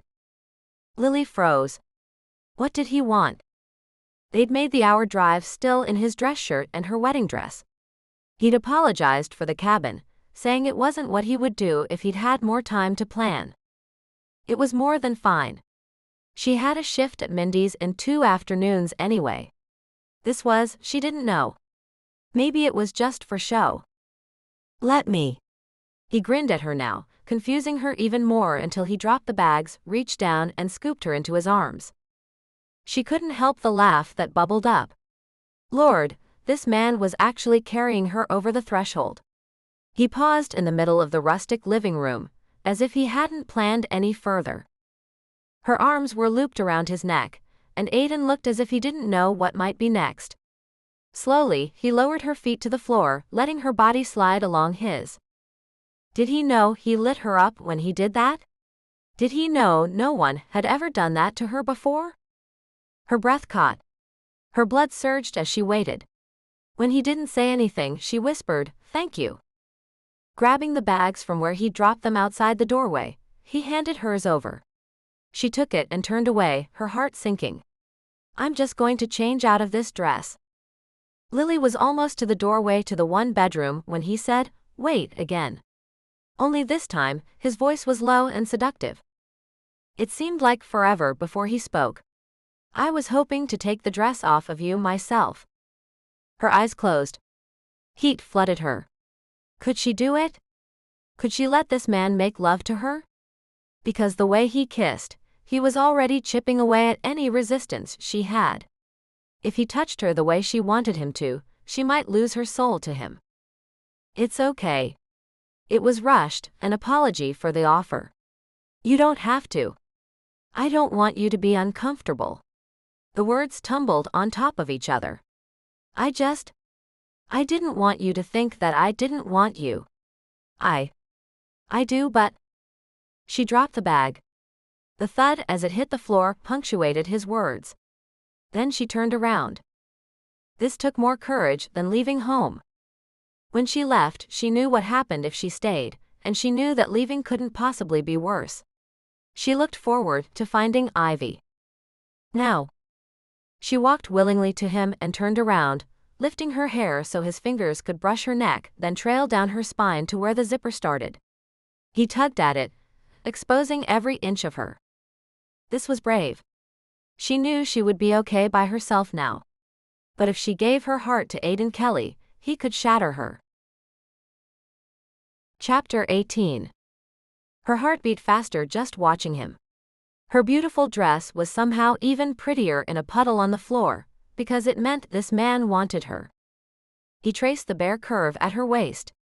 Then he pressed his lips against the side of her neck and whispered, "I want you." Sighing, Lily gave in. "I want you too." It was a sword he could strike her down with. He could say he'd lied, call her a sinner, or worse, suggest she'd led him astray. It wouldn't be the first time she'd been accused. But she threw caution, and everything drilled into her to the wind. Tonight she would sin in this man's arms. If it was truly wrong, she'd pay for it later. But right now. She turned then, pressing herself against him, wantonly begging for more. Aidan kissed her deeply, until it seemed he had enough, and scooped her up. He moved around her dropped bag, and deposited her on the bed. "I'm sorry if I go too fast, just tell me to slow down." She wanted him fast, she needed to know what this could be like. She'd never tried to make a man want her, but from the fire in his gaze, she'd managed fine. His hands traced her body, drawing trails of heat everywhere he touched. A line down her arm to her hand. Then he took her hand. She wanted to make him moan. She touched and explored. "I want you." He looked her in the eyes, asking for her permission. Lily nodded. Chapter 19. Aidan had rolled out of bed the next morning, realizing he desperately needed coffee, and he should probably shower. But coffee first. His feet hit the floor, and his legs shook slightly under him. He was in great physical shape, a requirement of the job, but he sure as hell hadn't given like that in a long time. Turning his head, he looked at the woman tangled in the sheets next to him. She was still deeply asleep, and he felt a moment of pride. But then he started sifting through his thoughts. They were as tangled as she was. She still rented the little house at the edge of town. She'd rocked his world, but had she meant to? She had married him to escape her ex. She was running from someone else, not toward him. None of that changed the fact that she was actually his wife. Lily would divorce him when Ben was no longer an issue. Aidan told himself that was exactly what he'd volunteered for. The mind-blowing sex was just a bonus. He padded out of the room, spent a few minutes figuring out the coffee pot, and then headed out to the front porch.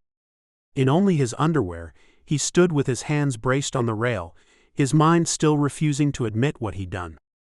When he headed back in to pour a much-needed cup of sanity, Lily stood there. Walking across the little living room, she'd frozen when he saw her.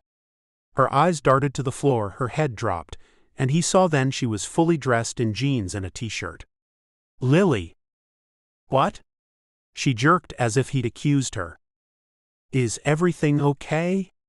He tried to be calm, to ask questions. He'd read enough to understand that what she'd been through before likely hadn't been good. "It's fine." Again, the staccato words confused him. He stepped toward her as she stayed frozen, eyes on the ground until he touched her under her chin, nudging her to look up at him, as he stood there in his underwear. Her eyes met his for 1 second, and her face flashed red before she looked away again. "Oh. Was last night bad for you?" Hell, he hoped not. He didn't think so, but he had to be sure. "No." She looked up enough to shake her head. "Then?" I. You what, Lily?" He was whispering the words, as if seducing the confession out of her. While he hoped it was good, he was scared. He never knew what this woman might say. Would she be mad that he'd made her cry out? Had he crossed some line he didn't know she had? She huffed out a breath. "I can't look at you." "Why?" "Because I rode you like a horse." She turned a darker shade of red than he thought was possible. He leaned in, loving the smell of her, the tickle of her hair on his nose, the feel of her soft skin against the stubble of his chin. "I know. It was amazing." Aidan heard her let out a breath. Then she asked, "How can you look at me the same way?" "Oh, I'll never look at you the same way again, Lily." "But that's a good thing." How should he touch her? He wanted to hold her. He didn't want to cage her in, though. He was more concerned that she would go along with him, because that's what she'd been told a good wife does. But he had to trust that she knew he wouldn't want that. Look at me. It took a moment, but she did. I want to do all those things again. If you do. Right now? She seemed surprised, and he had to laugh. She'd made him call out her name 3 times last night, before they'd both been too exhausted for anything more. Maybe coffee and food first. But basically, all you would have to do is ask. Or just look at me like you want me. She paused, once again looking away. Damn, he did not want her to be embarrassed. He did not want her to feel bad about anything they'd done. It's all okay. However you want it. Then he thought of something else. We're married, Lily. Isn't anything we do together okay now? Isn't the marriage bed sacred? He watched her expression crumble. No, it's not. Aidan felt his heart shatter. What had he done? Had he pushed her too hard, too far, and he hadn't known it? Her eyes squeezed shut, and he watched her fight tears, and in that moment he hated himself. Tell me. He had no right to demand anything of her, but he needed to know so he could make it right. If he could. I thought it was. I thought it was all okay if I was married. But it's not. Screw him. He'd screwed this up too many ways, and he didn't know how. He'd hurt Lily. She cried for a moment, and finally, still not looking at him, she said, I thought it was okay because we were married. But after last night, I realized that nothing that happened with Ben was okay. None of it. His heart broke for her. This time he did wrap her in his arms, and though he ached for everything she'd been through, he reveled in the feeling as she sank into him. It wasn't him. Aidan waited until she stopped crying, then he turned her tear-stained face up to look at him. You don't have to be embarrassed by anything with me. Not anything. Not anything you want or don't want, not what gives you pleasure, or any way you want to be with me or don't want to. He took a breath, and when she only nodded, he confessed. I want more with you, but you don't have to. You don't owe me. She stood on tiptoe and kissed him. Lily Dean kissed him. He gloried in the feel of it. Her mouth moved against his, testing. At last she stepped back. This time the shyness on her face was accompanied by a small smile. He realized she'd cut him off before he'd tossed out, I love you. Probably that was good he hadn't said it. It was ridiculous to say it, anyway. He kissed her lightly again, then offered to make chocolate chip pancakes. She sat at the small table and watched him cook for her. He aimed for small talk, but realized the usual wouldn't suffice. He didn't want to make her talk about how she'd grown up, where she'd lived, or the shelter when she finally made it out. So he asked about her favorite book, best spot and redemption, favorite food at Mindy's. She answered all of it happily, and asked him the same. Then her expression turned dark. I thought of something this morning. We did this to make Ben go away, to make him think he wouldn't want me back. But I think we made it worse. How? Aidan paused, the last bites of pancake on his fork. I think if he saw us yesterday, he saw that I was happy. If he has any idea what this is like, she motioned between them, another soft smile crossing her face and his heart. I think that will only make him more mad. Chapter 20. It looks good on you, Ivy said with a grin and tipped her designer soda at her sister. Lily didn't need context to know her sister was talking about Aidan, about being married.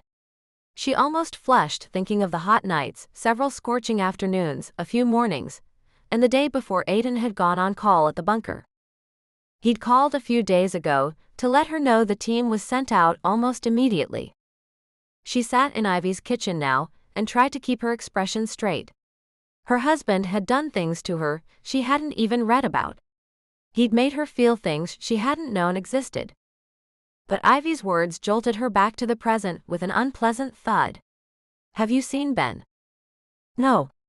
They had everyone on the lookout for him, from the police to the bartenders at Snafu, as well as Talia and the staff at Baby Cakes and Mindy.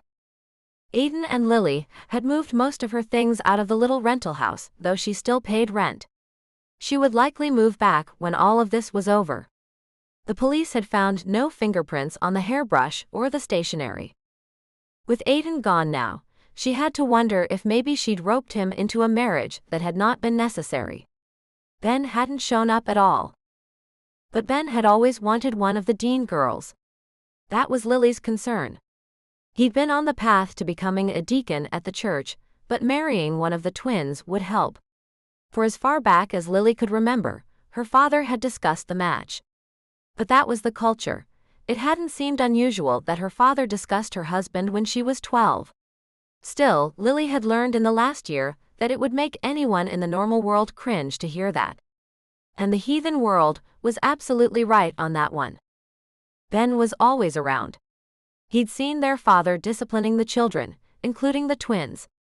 He'd been over the next day after their father had kicked Ivy out.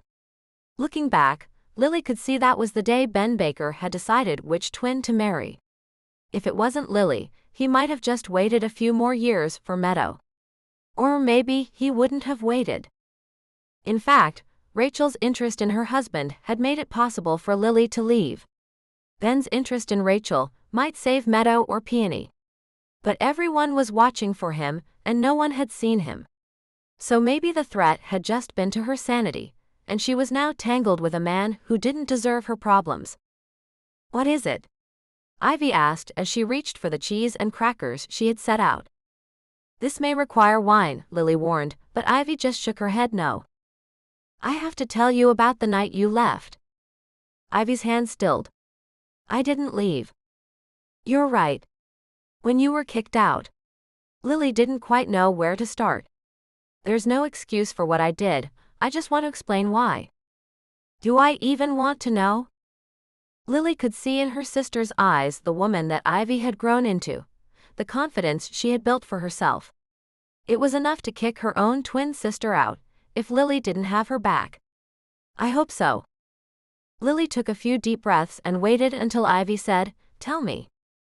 It was my idea to go out. Lily said it calmly and clearly. I know that. Lily nodded. But I didn't say that when it counted, and I wanted you to know that I'm being honest now. Slowly Ivy picked up the cheese and cracker, put them in her mouth and chewed while she waited. Lily had to do this. Father pulled me aside. He said he already knew that it was my idea. He said if I confessed to him in private, that it would be okay. So I did. Ivy's expression changed, but Lily couldn't read it. Not a good feeling with her twin. After I confessed and he told me to repent, he said that I should say it was you. Then he would go easy on you. He told you that?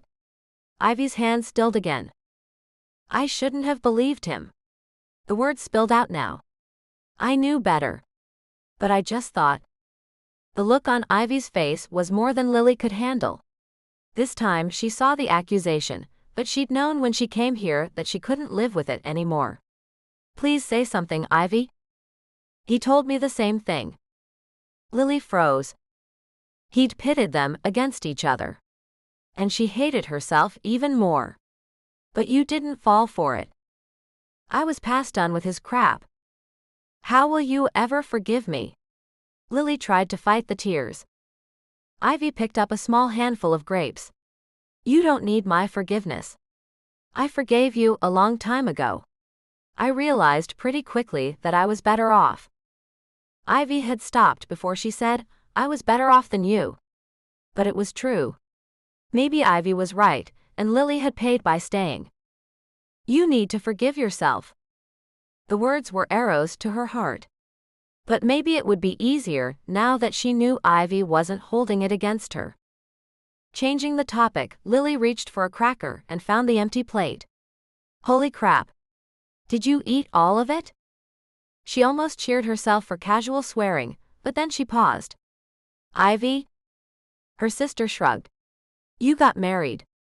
I got pregnant. Lily wished she could be happy without looking over her shoulder.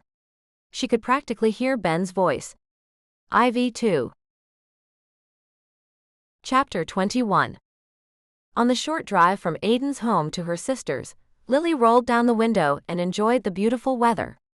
The air had cleared at least somewhat between her and Ivy with her confession. Aidan had come home and loved her and left again. She'd hoped for Ivy's forgiveness, but her sister was right. It was about her own feelings. It might have been easier to forgive herself if their father hadn't said the exact same thing to Ivy. It hurt that Lily hadn't been smart enough to refuse. But there weren't enough hours in the day to spend them wishing the past were different. She'd always been afraid of leaving. Even when she finally had left, she'd still been petrified. The difference had been that staying would be much worse. Taking the last road, she turned her thoughts to Aidan. He was fighting a fire and couldn't even call her. She had a number to check the location and status of the teams, but there were no long nighttime calls, sharing secrets or whispering what he wanted to do with her. She simply had to wait until he returned, but it gave her more time to spend with her sister. Pulling into the driveway, she spotted the closed garage door. But she knew the code and she ducked in, using her key in the kitchen door. Knocking, she made sure she was noisy enough to not startle her sister. But the place was quiet. Was Luke on shift? She didn't remember. Lily had a present tucked under her arms, the couple's first baby gift. They hadn't told anyone else yet. She grinned as she stepped into the empty kitchen, calling out, "Ivy? Ivy?" As Lily turned the corner, she stopped dead, the package falling from her hands. Ivy sat stiffly perched on the couch. Lily didn't even have to look to see who sat across from her. "Hello, wife," he greeted her. "I'm not your wife. In the eyes of God, you are still." Her anger flared and it felt good to let it roll. "You signed the divorce papers, Ben." Leaving the brightly wrapped package where it had fallen, she stepped into the room and wondered what kind of weapons might be at hand. But what kind of threats had he already employed to keep Ivy, of all people, sitting so docilely? A man cannot undo what God has joined. Ben's tone was calm, as if holding someone hostage was just an ordinary part of his day. Though honestly, the men expected to be so thoroughly obeyed that they wouldn't even consider this holding someone hostage. If anyone tried to escape them, it would be their own disobedience at fault. God didn't join us, Ben. It was a man-made ceremony, and there was a man-made divorce. You have no legal rights here. Inside, Lily was shaking, her bones made of ice, strong but brittle, ready to shatter. She tried to hide as she swallowed. Ben would see it as weakness. It was. The laws I live by are not the laws of man. Lily wanted to roll her eyes, even though she remembered when she had believed the same. Still, as soon as she'd been given another choice, she realized the sham. Ben's fault was that he had seen the world and still believed this bull. "That's cool," she tried to be nonchalant, but her words sounded stilted even to her own ears. "The police will arrest you just the same. You've illegally invaded my sister's home." "Ivy invited me in," he said. Ivy shook her head softly and Lily replied for them, "I'm confident that she didn't. Your police don't matter anyway." He smiled and Lily felt cold fear slide down her spine. "The two of you are coming with me." Chapter 22. Lily started to refuse. She wasn't going with him. But Ben launched himself from the couch like lightning, yanking Ivy sharply to her feet and producing a knife out of nowhere. He pointed the tip at her throat. "Ben, no." Lily protested out of sheer fear, her hands held out as if witchcraft might fly from her fingers and stop him. It didn't. "You're both coming with me," he repeated, but this time he started to move. Tugging at Ivy, he forced her to walk backwards. Lily would have expected more fight from her sister, but the fact that she was pregnant probably changed things. She could not let Ben know that secret. She tried to distract him. "Why do you want Ivy? You're the same. You're both my wife." How had she not seen it before? He was absolutely crazy. They didn't have multiple wives in their church. The idea that she and Ivy belonged together with a singular husband was insane. But it affirmed what she'd learned at the shelter. He didn't see her or any woman as a person. You don't need both of us. She's not married to you. Vomit rose in the back of her throat. She was implying that she was still married to him, but she had to save her sister and the baby. Take me. If you leave Ivy, I'll go willingly. He jerked her sister back, the knife pressing deeper. Lily waited for blood to well up, but luckily it didn't. Still, it wasn't a risk she could take. If he didn't see Ivy as a person, then he wouldn't see any problem with dispatching her. Lily was not going to betray her sister again. I'll go with you. I'll be the best wife. She saw the spark in his eyes. He wanted control.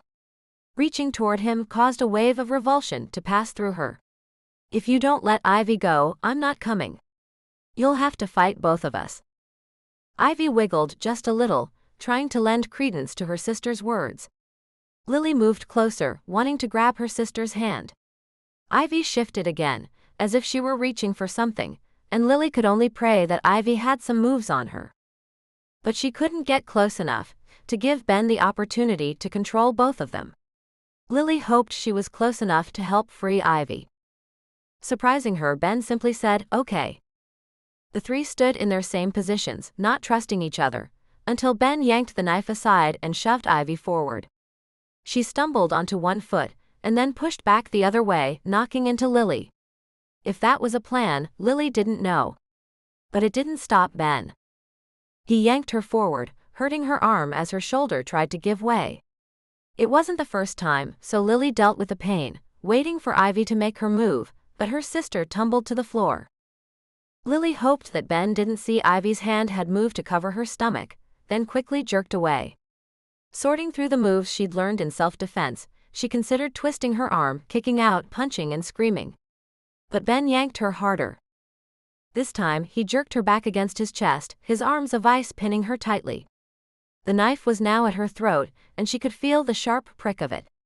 She waited for the blood to run down. But this was what she wanted. However much Ben may have wanted both sisters, he hated Ivy. He wouldn't hesitate to kill her, and he would call it God's will when he did. She heard the anger in his voice as he looked at Ivy and ground out, "Stay back where you are, slut. No one wants you anyway." He jerked Lily back again, the knife digging further into her throat. "If you make any move to follow us, I'll kill her." Lily watched as Ivy swallowed. Slowly, Ben backed out of the kitchen, making Lily stumble. Trying to keep her feet, she knew if she fell the knife would plunge into her throat. He didn't care that she stumbled into the garage, or that he pulled her hair as he slapped the button for the door to go up. She saw his car then, the old Lincoln Cruiser parked in Ivy's garage. She knew not to get in, not to let him take her to a secondary location. But he opened just the driver's door and shoved her through to the other side, threatening her as he did it. Though Lily fumbled to unlock the door and roll right out the other side, he jabbed the knife into her side. Screaming, she turned back, smacking him away as blood seeped into her shirt and fire seared. He hadn't gotten deep, but he'd made his point. Putting the car into reverse, he squealed onto the street, even before the garage door was fully done opening. But what broke Lily's heart was that Ivy hadn't followed. Chapter 23.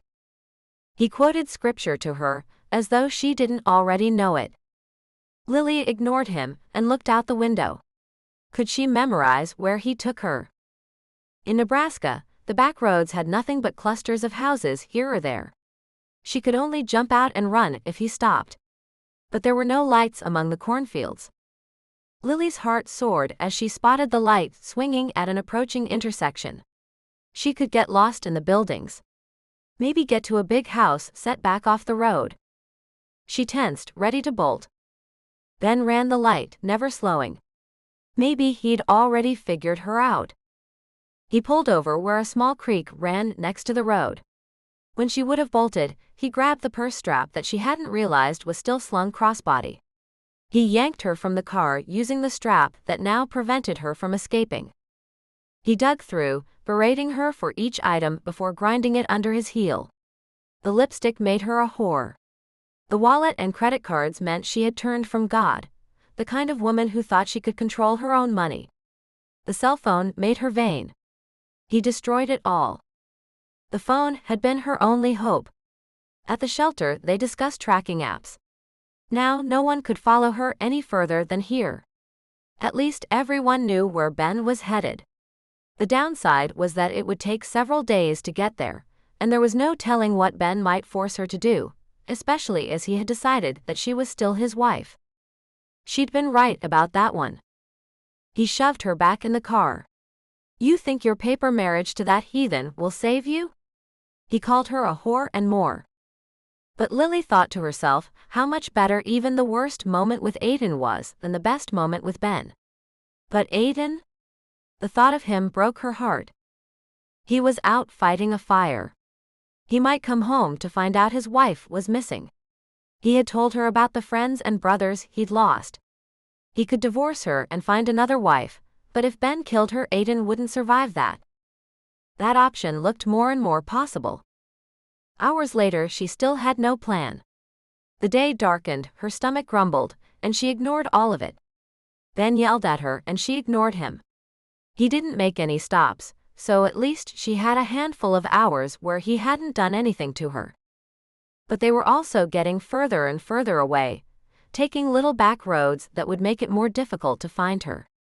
An hour after the sun had set, he yelled at her again as he stopped at a dingy motel. "You're going to stay in the car while I get the room?" She nodded. Of course she wouldn't. Ben glared at her.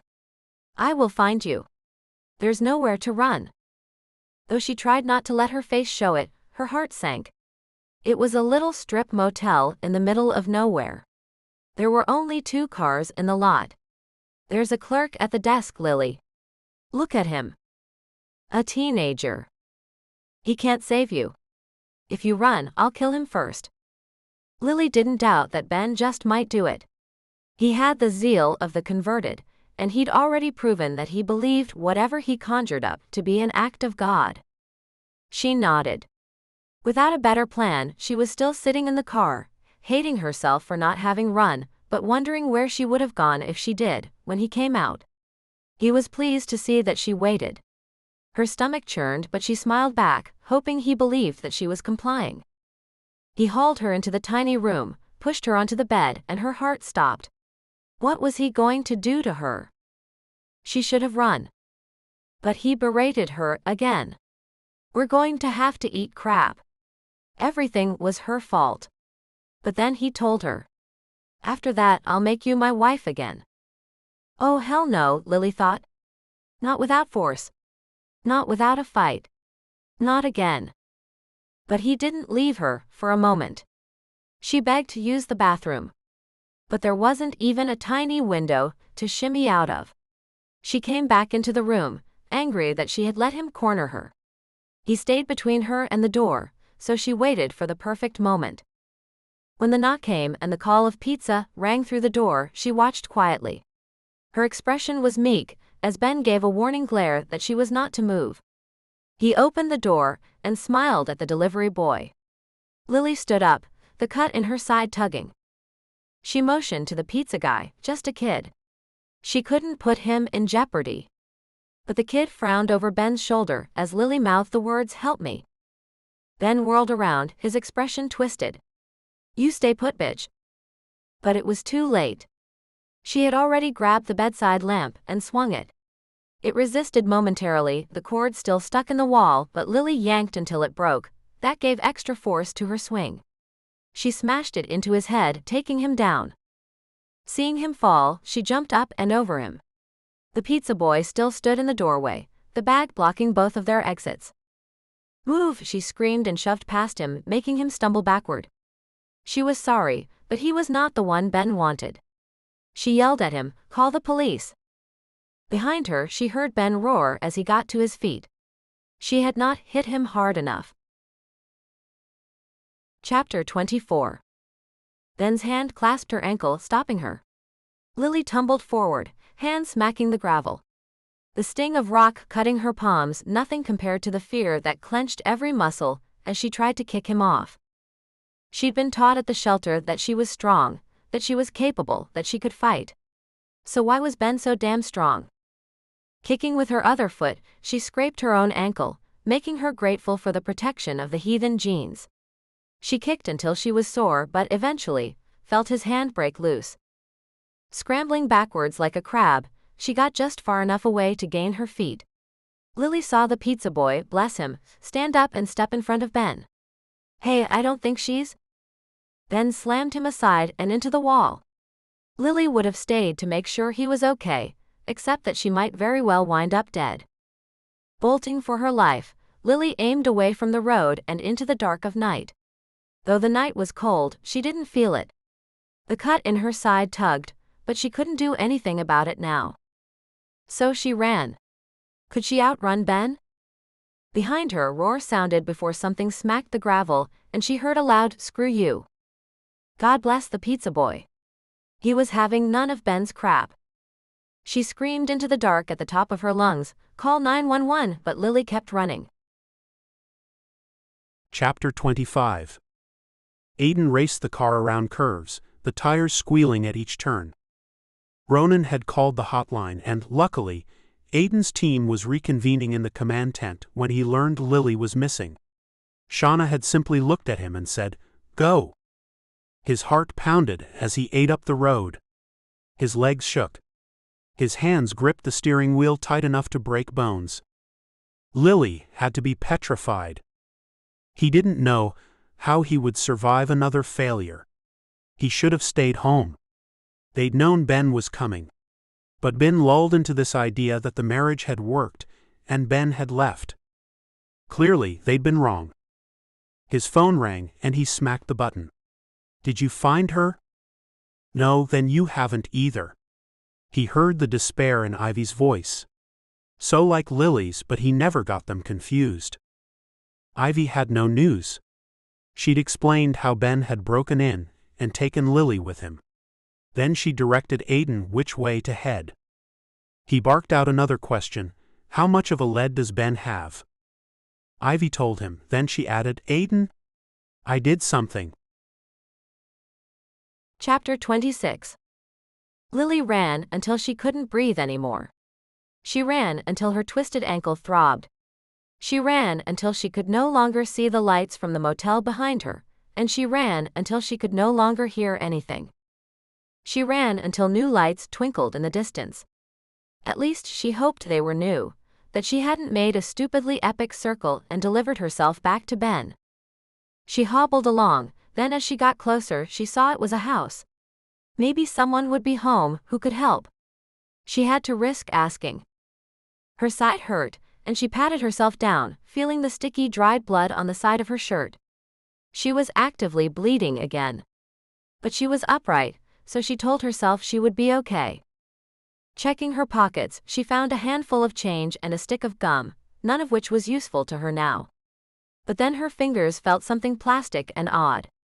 Looking at it in horror, Lily almost vomited. It was a locator tag. The kind she might put on a keychain or her phone. Someone was tracking her. Would Ben use technology like this? Though the church generally eschewed this kind of tech, Ben would justify it to bring her home. He would return her by any means necessary, even if she were dead. But then Lily realized the other option was Ivy. When Ben had pushed her sister, Ivy had bumped into her. Had she put this tracker in Lily's pocket? Lily had no idea if the tracker would lead Ben to her. Or would it help her sister and Aidan find her? She couldn't take the chance. Hauling her arm back, Lily threw it as far as she could, before saying a prayer and turning toward the little house.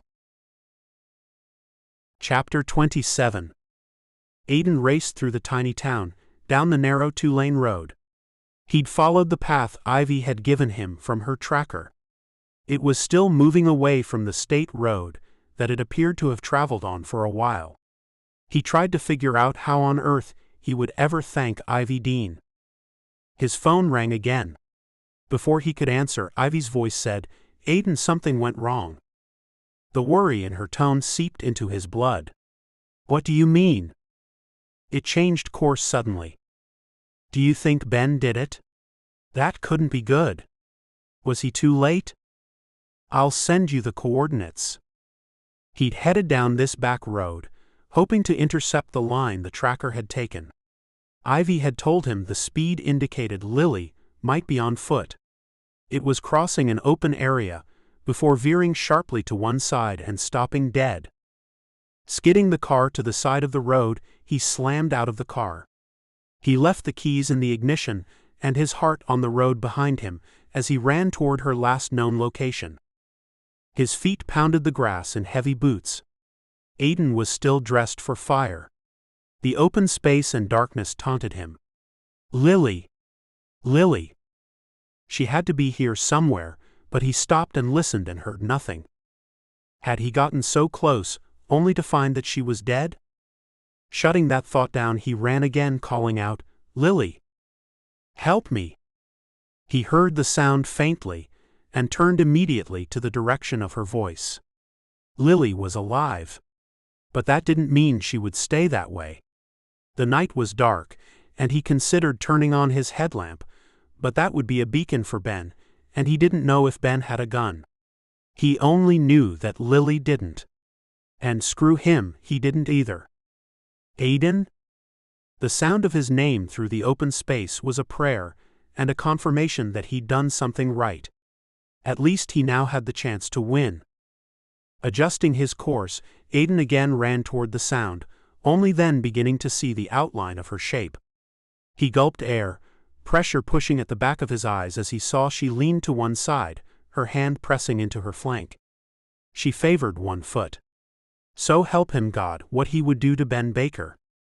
Aidan, she sped up, and he ran toward her, arms open as she fell willingly, sinking into his hold. The relief that swamped him was overwhelming, and he almost dropped to the ground to just sit and cradle her, to breathe again. But he couldn't, because a roar came out of the darkness, almost inhuman in its anger. A hand from nowhere grabbed Lily as the voice yelled, You'll never have her. Like hell he wouldn't. But as he held, Aidan realized he was having a tug of war with the woman that he loved. Ben had looped an arm around her waist and was hauling her backward. Lily screamed, pain showing on her face even under the blanket of the pitch-dark sky. She reached for Aidan, but he had to let go or he would hurt her further. Where his eyes had adjusted, he could just barely tell that the glare was a need, and that her hand was not for him but reaching toward his waist. With lightning-fast reflexes, he grabbed the small pock axe, pulling the protective sheath as he passed it to her, keeping his movements low. Aidan had to pray that Ben didn't see it, or worse, get a hold of it. Ben, Lily's voice held her own threat as he dragged her backwards. Aidan kept moving, trying to stay within arm's distance so he could help. He reached for the next tool, the large tooth-folding saw. With smooth movements, and keeping Lily between Ben and himself, Aidan hoped he hid the motion as he snapped the hand saw, now a deadly weapon, open. Lily struggled in Ben's ruthless hold as he hauled her back. Stay back, the man growled at Aidan, but Aidan couldn't hold his hands up or he'd reveal the weapon. Jerking her roughly around, Ben set Lily on her feet in front of him. A knife appeared at her throat. Aidan's breath sucked in, but he hid the tool behind his back. She will never be yours, Ben threatened. From the sound of it, he would kill her before he would lose this battle. Ben, Lily begged. I'll go with you, just let Aidan go. Her ex-husband yanked her further away, as Lily looked up at Aidan in fear. She still gripped the axe in front of her, the knife at her throat stopping her from swinging it. Aidan watched as she took a deep breath, trying not to move against the knife, but then she made a demand. Ben. He dug his fingers into her shoulder. Aidan could see the pain on Lily's face as Ben swung her violently around.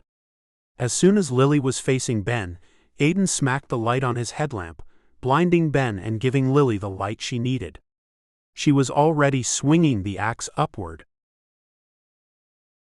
Chapter 28. 2 weeks later. Lily almost screamed herself awake. She sat up, drenched in sweat, breathing heavily. She dreamed it again. And again, she told herself the truth upon waking. It hadn't been Aidan she hit with a pickaxe. It was Ben. It hadn't been Aidan who lay in the rough grass, head bleeding. It was Ben. She'd taken him down, and when he'd roared upward one last time, Aidan had sunk the folding saw into his chest. She could still hear Ben taking his last gurgling breath. Aidan was fine. Or she believed he was. It was the middle of the night, and the moon had decided to make an appearance again. Light filtered through the curtains in the little house. She could open the curtains now. Ben would never come back for her.